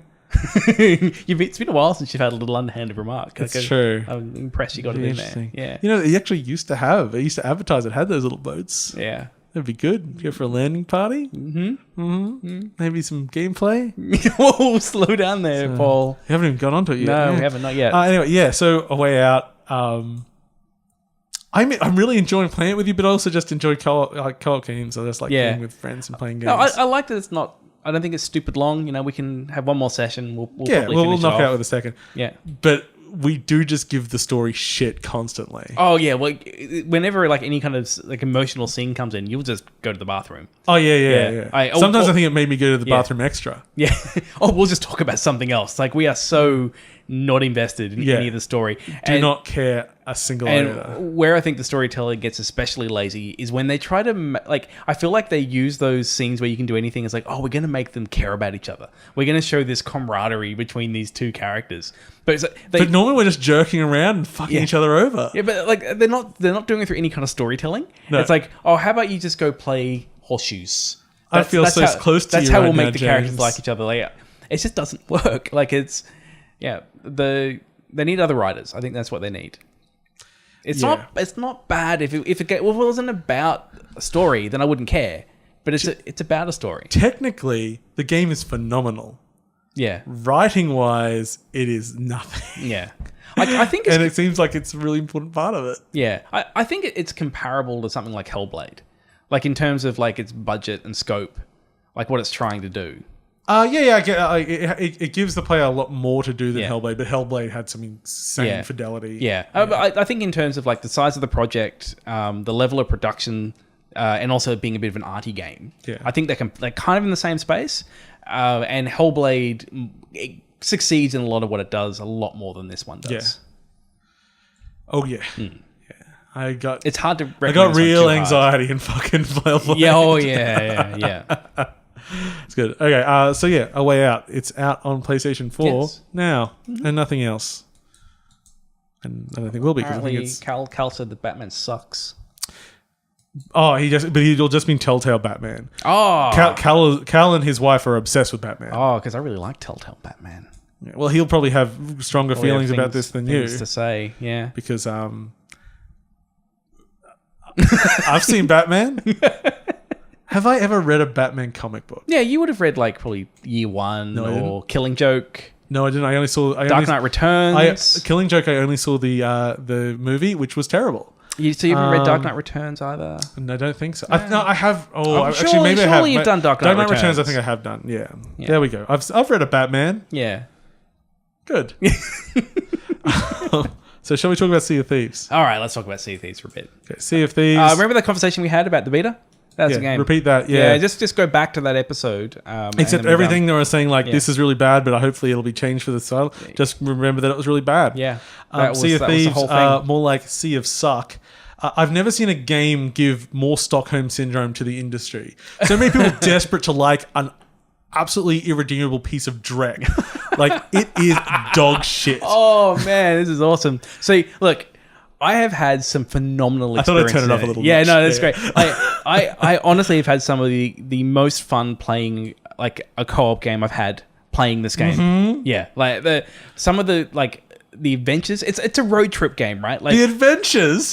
What fun thing happened on your adventure? when other players come along and like you're trying to take a skeleton fort and there's another player that's trying to sink you and it's raining and someone's got to be in to like empty out the water from the bottom of your ship and like very cool things can happen. I don't believe you. It can be fun times. I think I've used an IRC chat room before, and I think just as much fun can be had. Our Discord channel is more fun than Sea of Thieves. There's more gameplay in our Discord channel. What I like about it is when there is actually something to do, generally when there's other players around. Which is very, very limited because it's the very- most locked down, uninterested in letting you have fun game ever made. Which is very rare. So you play it for 2 hours and you have 15 minutes of anything happening. There's enough to do on the ship and not enough people to do it that you do have to quickly communicate, oh, okay, you do this, I'll take care of this, But you and this. only very suddenly once every 40 minutes. Yes, and that's the problem. So this is what I mean, like when the game works, when the game has other people there and there's something happening and there's generating content because people are content. When that's happening, I do have a fantastic time. And it has such the simplicity with how you interact with the world works in its favor because it's very easy to communicate what you want to do. Like, because there's only two options. There is more, a little bit. There is more to it than on the surface. Like, there's things like if you put the rudder to the hard left and drop the anchor, you will do a very hard turn. Yes. Things like that. Okay, there's 5 more things like that. So there's things like there's only say 3 types of skeletons, but one of them will be you have to have a torch in the dark to see them. So someone's gonna have to pull out a lantern to show them, and then someone else can hit them. Or there'll be. I meant 3 things with the boat. Oh, the 5 things with the boat that were interesting. That isn't immediately obvious. Yeah, that's it. The rudder thing. Okay, good. There's not really anything else. They spent years working on that galleon. Like this. If you've paid $100 Australian for this game, you have been ripped off.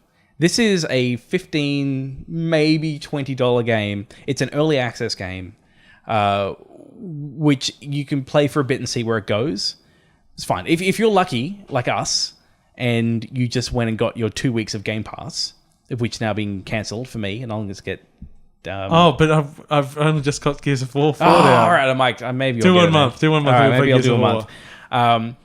then yeah, it's fine. Like you've played it, you had a couple of weeks, you've checked it out, you've seen everything. It took me a fucking week and a half to get Gears of War 4 down. Oh Jesus, you and your Microsoft internet. Store is the worst. Oh, well, that's no. My internet is not great, but other games. Yeah. I downloaded Wildlands, Far Cry 5, Yeah. all these things during the same time it took me to get Gears of War 4, which would just stop and start all over the place. As a brief aside about the Windows Store, my absolute favorite thing that I discovered about the incompetence of the Windows Store was trying to get it set up for Cheryl so she could play it. She also hasn't played it. I don't think she's going to, but trying to get it set up. So couldn't get her running on her laptop, which is getting some weird error, which took me to, I had to look at a support page with 15 things which involved registry entries that I wasn't going to do. So screw that. I just go to my laptop, set it up on there. So I log into my account, go into the Windows Store, download Sea of Thieves. Like, okay, cool. All right. I have Sea of Thieves. All right. Log out. Cheryl, log into your account. Go to the Windows Store. Have to download it again. Yeah. Like it's not shared across multiple accounts on the one computer. I know I was making the sentiment to you previously, but Xbox 360, Xbox Live, fucking set the standard of a fucking online store. Steam was getting up then, but it still was like working to get there. Yeah. Xbox Live was the leader for a while. It was real solid. And even when I log onto now, still on the 360, it's like, how did you make it worse now? But that's still compared to the Windows Store, which really should just be like a wrapper for Xbox Live or something. Mm-hmm. Like, I don't understand. It is like, I have no problem. Like, I'll get games on it. They'll come down. It's fine, I guess. Except as soon as you start trying to, like, it's better now, but when you used to try to change the install location, I think originally you had to use a fucking registry setting. Yeah, that sounds about right. And then it's shit like, like having to download it per user and stuff like that. Stuff that just should not be there for any reason. I thought I was being a little bit hyperbolic and saying that this is like the worst store experience I've had, but no. Yeah, I can't think of anything worse. Like when people at work have to download random apps that are free and run them to hope it fixes their licensing so they can run Sea of Thieves, your store has problems. Yeah. I mean, I'm pretty far from a Microsoft hater. If anything, I've been a fanboy. No, I like Microsoft. But my God, the Windows Store is pathetic. It is hot trash. Yeah. It is a dumpster the fire. stinkiest of trash. It is the OS version of Sea of Thieves. All right, let's get back into Sea of Thieves. So Sea of Thieves, what I loved. So apparently when you start the game solo the first time, it does give you some sort of like information tutorial. It didn't for me. I can't remember. I think I got a little bit out of it. Yeah, I mean, you just start the game with a stupid randomized pirate because there's no character creator in the game. Because why would a game about aesthetics have a character creator? You have to hit random until you get the grandma you want. Yeah, exactly. It's like, oh, good. This is well thought out. Okay, but I like that they at least had it so you could like lock a particular build. So you could still hit random until so you could at least go, I might want this one. I kind of like this one. So let's lock this. But then I ended up like, you kind of have this thing where you can lock one that you might like, but in doing so, you reduce the chances of finding one you like. Yeah. So it's this real backwards system of like, I know the maths on it are, I should just keep hitting the button until I get the one I like. There's not that many variables. Just let me select from the fucking variables. And like, a lot of people say that the Sea of Thieves is gorgeous. The sea is gorgeous. The models look like fucking trash. Oh, I don't mind the models. They look like clay monsters. I do find the aesthetics very appealing. I like looking at it. The sea is cool. The boat is good.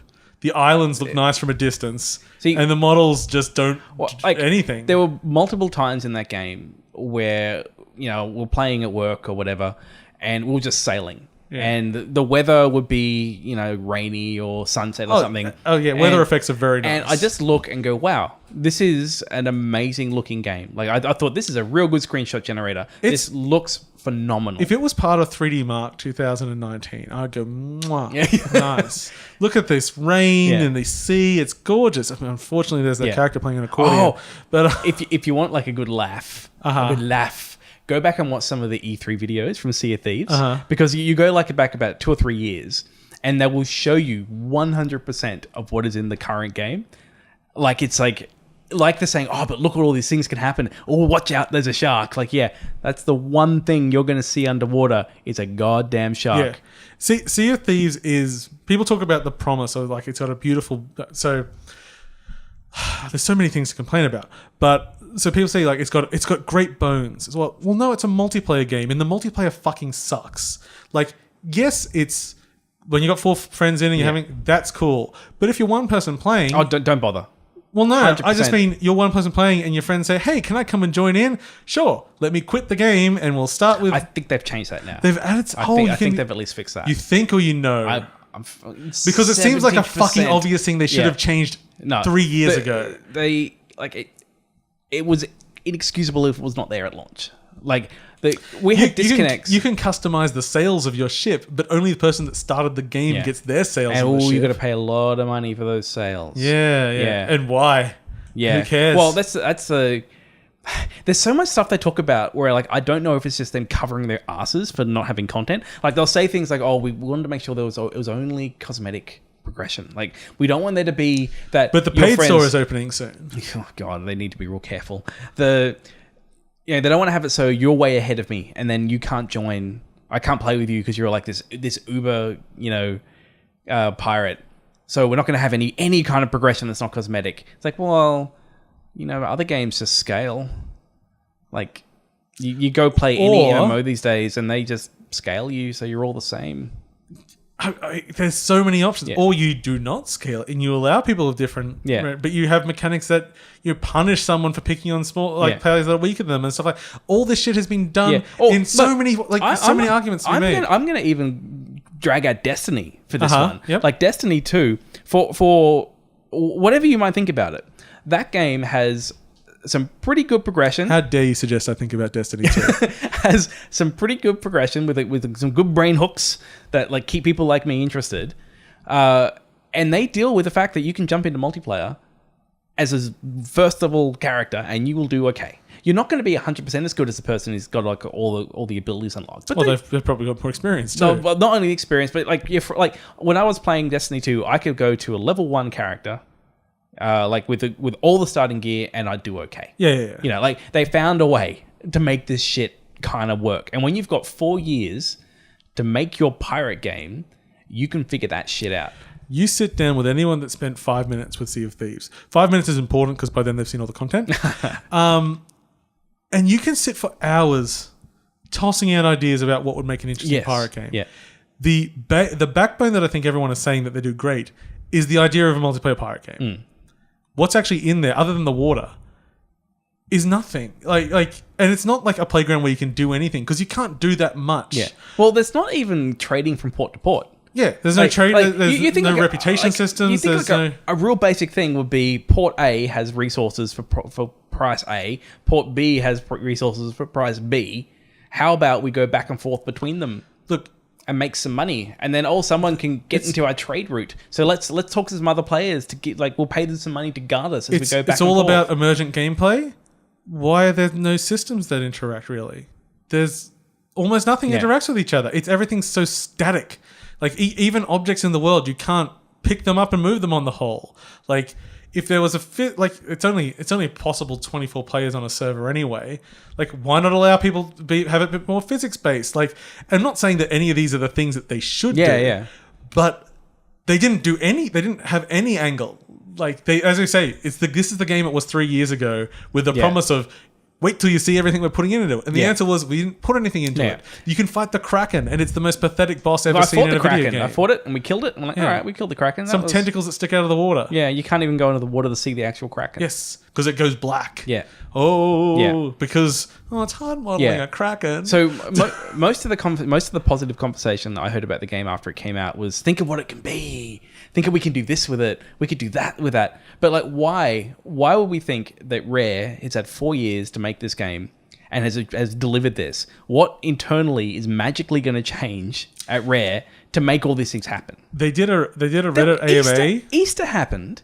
There wasn't even an Easter event. There wasn't even a They didn't even hide Easter eggs on the islands. We're just gonna have there's a new vendor which says the Easter bunny, and you go out and find Easter eggs and bring them back, and you can get some bunny ears. How did this not happen? Like this should have been in the pipe. Like this is what we're gonna do. This is gonna be show people. When they did their Reddit AMA, they did a lot of we've got a lot of stuff planned, and then when people asked about content or suggested content, there was the response was kind of like, that would be interesting. Yeah, that's a good idea. It's like so it came off as really there is no plan. No. I don't think there is. No. I think what I see Microsoft has gotten out of this, they've come off real well because they've got all these people that have signed up for Game Pass. It's also been a huge seller, especially in the UK, but I think everywhere it's sold really well. It's got a massive amount of people who now have friends on Xbox Live as well. Like it's built their network. Like I can see like the value has been there for Microsoft, but like as soon as that free 2 weeks goes away. And as soon as those refunds, I assume there's going to be a few refunds. People going like, "What am I doing with this thing?" Well, we'll see. Yeah. I mean, No Man's Sky is now in its second year of content, and now that game launched. I'm going to say No Man's Sky launched with more content than in Sea of Thieves. There was more to do. There was more. But at the same time, Sea of Thieves, because it has a multiplayer focus, probably has still a wider appeal, and probably people have a bit more fun with it. Yeah. But what the 2 years of content from No Man's Sky, Hello Games, isn't it? Yeah. Which is, again, I'm not sure how big they are now, but they were a team of 10 people versus Rare, a team of 200 people, I think, currently is Rare staff around that area. I think in 2 years, you're not going to have anywhere near the extra content delivered that we've got from No Man's Sky. Like, it was really hard, like, when I was playing Sea of Thieves, comparing and playing so much Far Cry 5. Yeah. And looking at, like, what you get for the value proposition for those games. And I know that Far Cry 5 is building off a lot of existing mechanics. So I know they're not going back from scratch and they're, making a whole new thing. But no one goes from scratch. There's the whole history of video games before There us. is. And there's also quite a few combat games out there and things like that. There's like, I think Sea of Thieves draws from things like Artemis, like a little bit for those kinds of things. I just, for the same price of those two things. In fact, I think I got Far Cry 5 a bit cheaper than what Sea of Thieves goes for retail. It's like you just can't put them on the same level of like what they're offering. Like this, like when I Sea of Thieves, I look at it and like it's $15 thing. Like it's if this is on Steam and I saw it, like that looks real pretty. I paid $20 for it. I'm gonna say $20 US for it. Like $20 US for it. I'm like, yeah, okay. This is an early access thing. This is fun. Let's see what happens. I'll check in on it in 6 months and see where it's at. That's what I'd say. But when they're selling it for that amount of money, I find it a little offensive. Like it's so, I find the value proposition so low for what they're offering. It kind of offends me a bit. I was thinking we could start an entirely new podcast, which is just ideas of what Sea of Thieves could be. You know what? And that ship might have sailed, but if no, that would have been a good podcast because there were so many things. It's just the Paul and James idea hour for Sea of Thieves. Episode 239 of what Sea of Thieves could have been. I just picture like our only listeners at that point are like all Rare employees that are real sad. What if instead of 4 people on the crew, it was 4 people operating a one crew member and they each got a limb?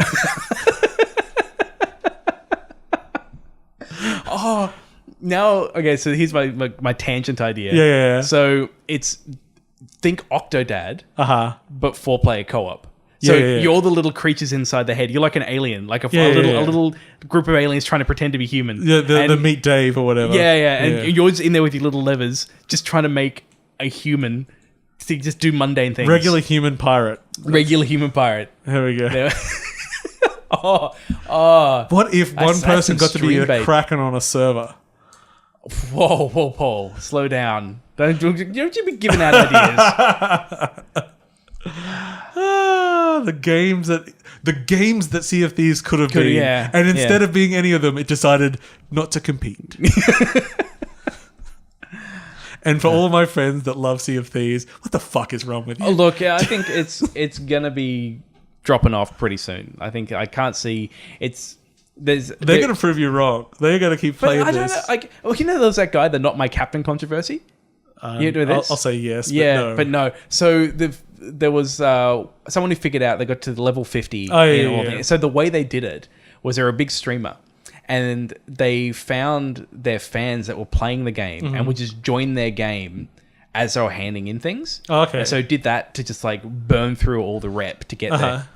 And so on Reddit there was just like not my captain, or not my legend, I think was the hashtag of like this person who's like cheated their way through to to legendary status. And you know what it is? You get there, like you go down into like the little, like into the secret area in the inn, and it's like, okay, so now you can access these new legendary missions. But they're just a combination of the other missions. They're just a combination of like other. So instead of get a chest, kill a pirate, or get a pig, you can get a chest, kill a pirate, and then hand it in. And there's like a new set of cosmetics to get. And that's the legend status thing. It's amazing. But when you're gonna get your own ship eventually, Paul, and you'll be able to sail the ship out from a waterfall, and it's gonna look real cool. Are there waterfalls in the game? No, but they're gonna get in waterfalls. Yeah. Man, yeah. When I started thinking about like, man, what if they had like secret hidden bases on islands and shit? I found a secret hidden base.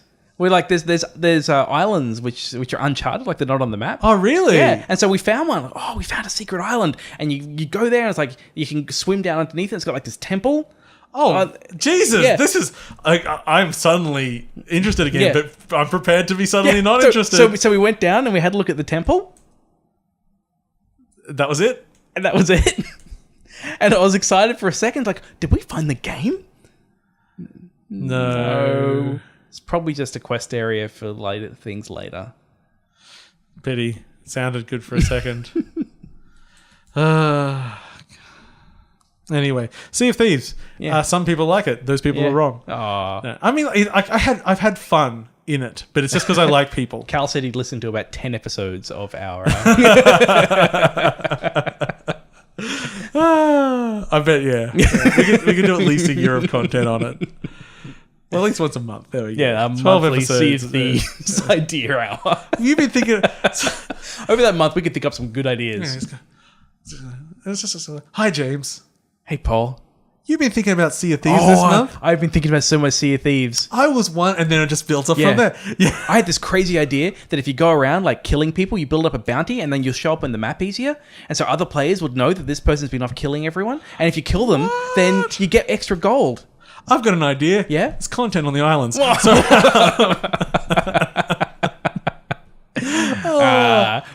have ragged on it, but I still come back on. I've had some amazing times with it. There's been brief bursts of joy playing that game. Yeah, I have brief bursts of joy playing Photoshop or talking to my friends.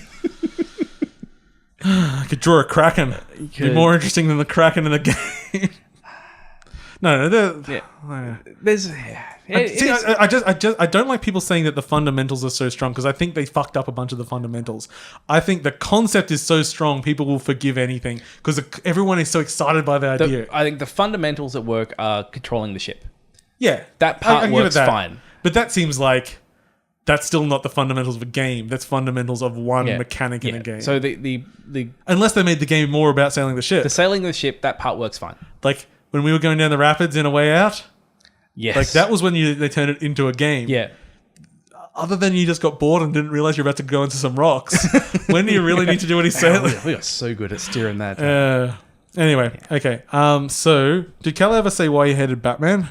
No. Okay, so we'll give him a second to say that. Yeah. James, why did you like Batman: The Enemy Within? So I went on some holiday. Oh, that last game was called Sea of Thieves. Sea of Thieves. So when I was on holiday, I decided I'll check out the Batman Season 1. Because I played the first episode and I was like, it was all right. And it's a real good holiday game because it's basically a visual novel. You just play it in bed and play through it. And I discovered how much I enjoyed it. Season 1, I had a fantastic time. And what I really liked is that it was a Batman game which wasn't about Batman. I don't know if you've played the Batman Telltale. No, I'm just not in a Telltale mood at the moment. But I liked it because it was really about Bruce Wayne. Like, I think about 60-70% of that game, I was not Batman. I was playing Bruce Wayne. BDW, as we call him. Yeah, old Brucey B, Brucey W. Brucey B? Yeah, Brucey. It's not his fucking name. I know, I got it wrong, Paul! Got it wrong! So I liked that the action actually felt pretty decent. Like, it's still swiping and tapping, but, like, it feels nice. And is anything different to regular Telltale interactions? Nah, it's all pretty... It works. It's a Telltale thing. Yeah. It felt a bit more dynamic than, say, playing Borderlands or something. Like, that feels all right as well, but it felt like they spent a little bit more time on that. I forgot there was a Telltale Borderlands game for a second. Yeah. I'm like, that's a weird fucking comparison. Because it felt like they worked a little bit more on the interactions and how it felt, and it felt fine. And the choices like I felt like there was some different ways to go, and like I could play a different kind of Bruce, and I had to pick between doing a Bruce or Batman. I liked it. So season 2, largely the same in terms of its interactions. They play around a little bit more with when you're fighting people. You can kind of like pick, do you want to like leg sweep them or do you want to headbutt them? Well, I guess I'll leg sweep. It's completely inconsequential. I'm like, that seems like an odd... It's a real boring choice. Like, that was like the main thing that they changed. But can you headbutt? No, like head sweep them. No. Or leg butt them. No. Actually, just trying to think back now, like I remember with season 1, they had all this stuff for like, you'd actually be a detective in the scene. Like you actually would walk around the scene and you'd have to find things in the scene and link them. So I did feel like I was investigating a scene, trying to piece together what happened. Did you know some people think that Bruce Wayne is the costume? Batman they could think that. I think in Telltale ones, probably goes the other way in terms of how it's... Anyway, so Enemy Within definitely... What they mean is that he's literally wearing a skin suit of a man called Bruce. He's just a lizard underneath, right? Yeah, he is the alpha lizard man. That would be a good surprise. That actually would be a good... let's see if Cal has... Oh, Cal has opinions. He's wrote a bit back. Yeah. Or should I dissect them while you talk? Yeah. We'll just make sure don't put it over the wires because we understand. It's true. We discovered putting his phone near the microphones causes interference. So what is Cal's opinion on it? I think it's just more of a mix up of just things that are different to comics and multiverse stuff. That's worse. This is me like not really caring about Batman. Well, we don't know anyway. Yeah. It's like I also know. I'm just going to out Cal here that he doesn't enjoy the show Legion because it doesn't represent Legion anything like the character Legion actually is. I just watched first episode of season 2. Real fancy. real like that show. They really like to do weird things with the camera. And that makes me happy. Yeah. Makes me think it'd be a real slow set to work on. It's like, I just got this idea of this camera move. It'll take us 15 hours to set up. So just hang out, actors. It may or may not work. We don't know. We'll find out. We'll find out later. Yeah. So going to Enemy Within, the big thing in this one is it's really about the Joker. And I haven't seen a Joker like this one before. And it's hard to talk about without going into spoilers about it. And how many Jokers have you seen? So my understanding is there's 2 main paths to go. Oh, you mean Jokers in general? Yeah. It's like you're saying it's one you haven't seen before, but maybe you're just ignorant. Like Jack Nicholson and Heath Ledger and the 60s guy. 60s. What's his Caesar? Caesar. What's his last name? The Warner Brothers cartoon one. Mark Hamill. Yeah, the Mark Hamill Joker. There's a few different Jokers.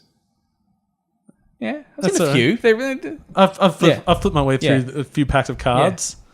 Yeah. So this one, it's... What's looking? There's more happening. There's more happening here. So this one, it's about the formation of the Joker. And Joker, they don't really go into a lot of his history. This one is like, depending on how you interact with him will depend upon the direction he goes for kind of the last episode. And having played the last episode and then watching the trailer for the 2 different ways it could go, it really felt like there was basically 2 last episodes. Oh, cool. Like it was like, it's incredibly divergent. I'm sure they're going to end up at the same place. And there was definitely times when playing the last episode, I felt, okay, if this had gone a different path, they probably would be reusing some of this stuff in a different context. But generally, it felt real different, like just from looking at the way it could have gone. So I'm now real curious to see the next season, what's going to happen. It's got a fairly interesting conclusion.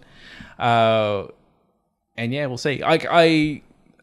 It's because the thing's this visual novel, you can't really talk about details without just saying it's true. It's like when everyone wanted to say what I liked about Wolf Among Us. It's like the good bit that I can't talk about. So our who we're going to start referring to as Lawman, Cal. So Lawman says with Joker you have the gangster, the clown, the psycho, and the anarchist. Yeah. So there's 4 Jokers. So you didn't. This one is a new one then. You didn't. Oh, is it the Lover Boy? Yeah, we'll go with that. Lover Boy. Yeah. I'd say. This is definitely a very... I'm no Jokerologist, but this one felt like it was Telltale's Joker. It's My joke. It's just like, put you're on just you're no things. ologist. And it has reached its conclusion. There we go. Okay. Yes. Well, that sounds like a thing that you played. Yes, it is definitely a thing that I played. Great holiday game. Yeah. I finished up Minit. Oh, how long did it take you? It took. It was actually less long than I thought. I thought I'd played longer, but I guess when it's minute-long cycles, it's pretty easy to lose track of time. So it took me just over 2 hours, but I don't feel like I finished the game. Okay. So I finished the game. I'm in New Game Plus, but I only had like 70% of collectibles, and there's a bunch of stuff that I know I can do something with, but I haven't found a way of interacting with it yet. So I feel like finishing the story wasn't beating the game. Yeah. So I really want to go back and dig into it. So that's why you don't even know what fucking Minute is. No, do you? I looked at it after you spoke about it. So it's a game where you've got like a minute to live, and it's a bit of a Zelda thing. Yeah, we did a big chat on it last week. Yeah. No, very good. The ending probably a bit too easy. But as I say, I don't know if that's the true ending because I haven't hit all the content. Yeah. So yeah, I'm gonna go back and New Game Plus it and see if I can find out. Basically, want to try something that lets me pull things. I need to pull barrels. You love a good pull. I do. Yeah. Well, it's kind of my name. Yeah. Yeah. Oh, you with your shit-eating grin. Oh man, I should change my business cards to squinty eyes and a shit-eating grin.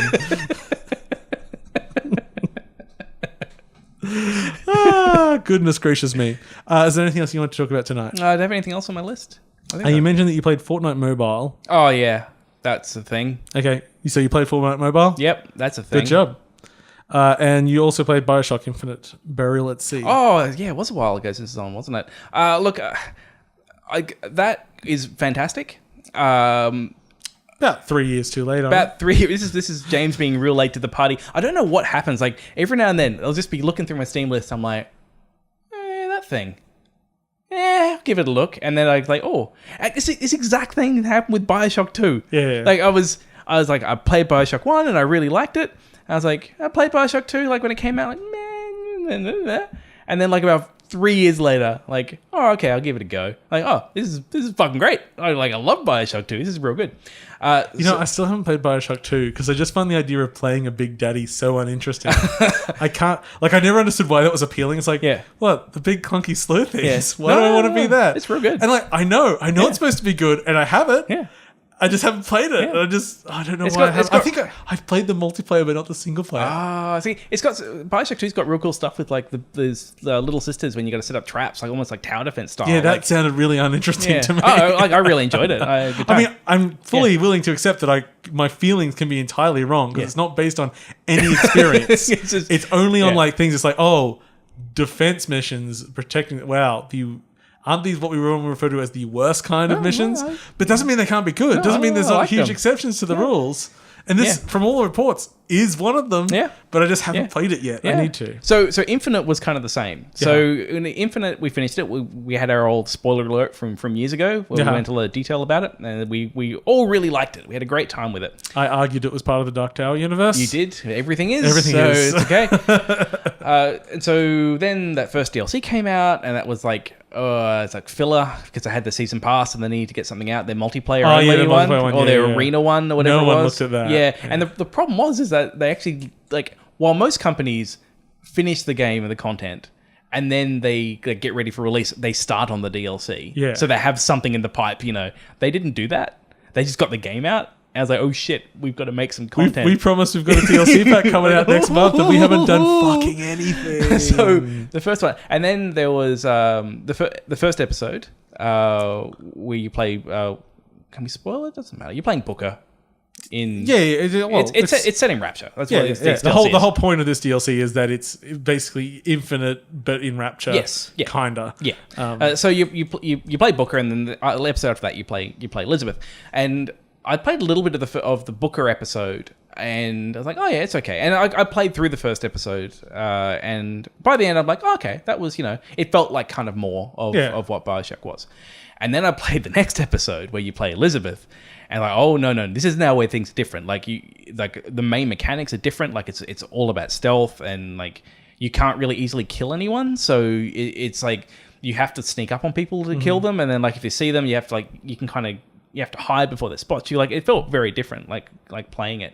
And narratively wise, like, it's just as meaty as Infinite. Like, I was actually, by the time I'd like played those last 2 episodes, like, oh wow, no, this is like, normally I expect DLC to be its own kind of like little thing that's off the side that you don't really have to know. It's like, it's here than there.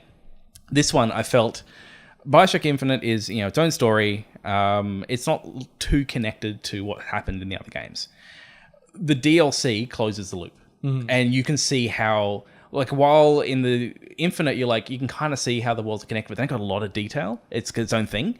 This one is like, no. This is, you want to know how all this shit fits together? Yeah. This is how this shit fits together, and it's quite explicit about it. And if you really like the ambiguity of Infinite, then maybe it's like you don't want to play it. Like, if you like that it's not trying to be too connected. But if you are interested in how this stuff all fits together, it does a pretty good job at explaining it and has a pretty satisfying conclusion when the whole thing wraps up. Yeah, I only did the first episode. I really should do the second. Yeah, I highly recommend it. Yeah. It's probably about 3 or 4 hours. Like, it's not very long. And that was Bioshock, you say? Yeah, Bioshock Infinite. Obscure little Burial title. at Sea, episode 2. About 3 years after it came out. Oh, there was one game I had on my list. Played the original Toki Tori on the Switch. Oh, how's it?